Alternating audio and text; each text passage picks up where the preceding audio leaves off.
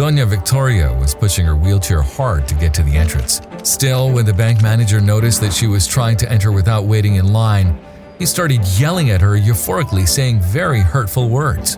That woman, with a strong character, remained very quiet. Still, the evil man pushed that lady to the point of leaving her on the floor. To her surprise, 2 black armored trucks suddenly appeared, and from them came down plated agents who acted immediately to help Doña Victoria, but also apprehended that bank manager.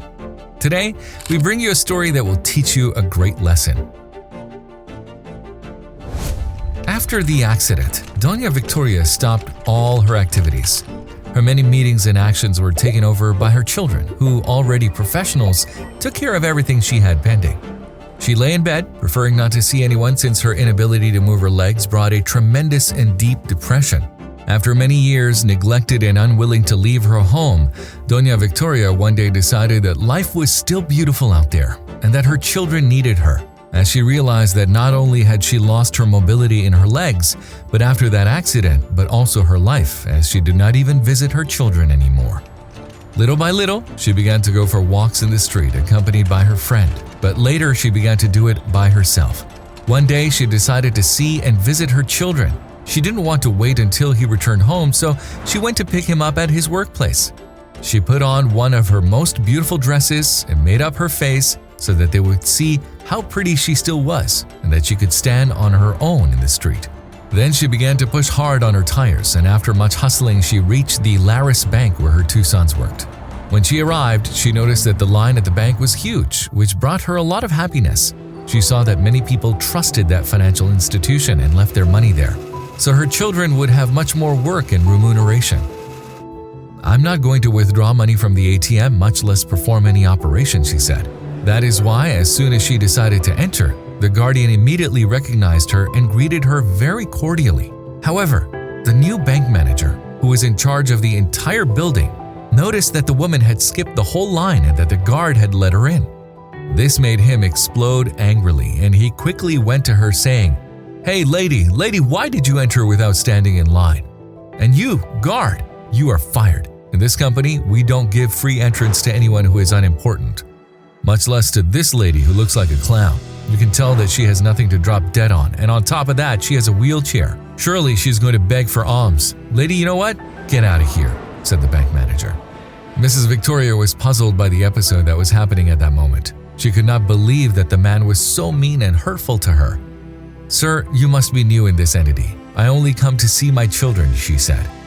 But the man replied that employees are not allowed to see their family members during working hours and told her again to leave.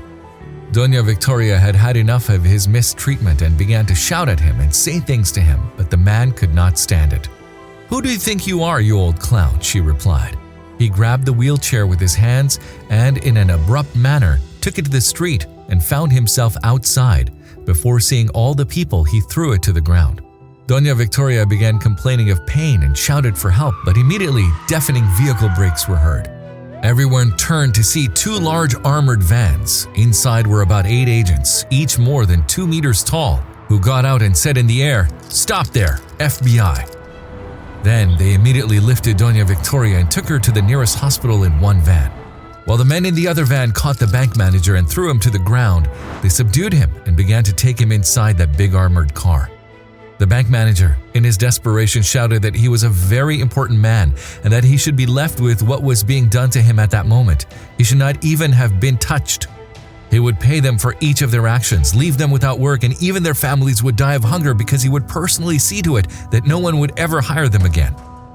Doña Victoria, being in the hospital, was attended to by a good doctor, who said that her injuries were not of great concern and were only blows. They could go home whenever they wished. Doña Victoria was guarded by those agents who saved her, and when her children arrived, she got angry with them and told them, "Hey, I told them not to hire anyone to take care of me, that I can do it by myself." But her children replied that a woman like her, so influential and essential, could not walk the streets alone. Doña Victoria only wanted to go to the FBI headquarters and see the bank manager who had mistreated her.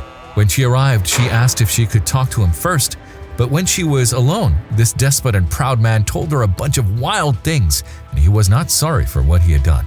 Doña Victoria said to him, "I came all this way to give you a new opportunity, but I see you are not sorry." "A new opportunity for me? Do you know who I am?" he said. Doña Victoria replies, "Yes, I know who you are. You're my children's employee, and they gave you the job because you're a good professional. But as a human being, you don't deserve the job." "I'm your children's employee? Hey, you're crazy, lady," said the bank manager. But at that moment, Doña Victoria's children entered the room and the bank manager began to cry and ask for their forgiveness because Doña Victoria's children were the owners of all the Laris banking chains in the country. That woman was their mother, the founder of the banks. The bank manager asked for forgiveness for his attitude and not to be fired, but Doña Victoria told him that she was not sorry. She simply did not want to be left without a job, but it was too late. It is time for you to change your attitude, and with the dismissal, you will understand that we have to be good to our fellow man and not treat people like you did with me, much less with the elderly who cannot fend for themselves. In this way, Doña Victoria left with her children, gave a resignation to that aggressor, and continued visiting the family business and going on trips with her grandchildren. The guardian never lost his job, and the agent still guarded such an important woman. Friend, this is the end of this story. Now tell me, what did you think? If you liked it, don't forget to subscribe to our channel and activate the notification bell so you will always be informed every time we upload a new video for you. Talk to you soon.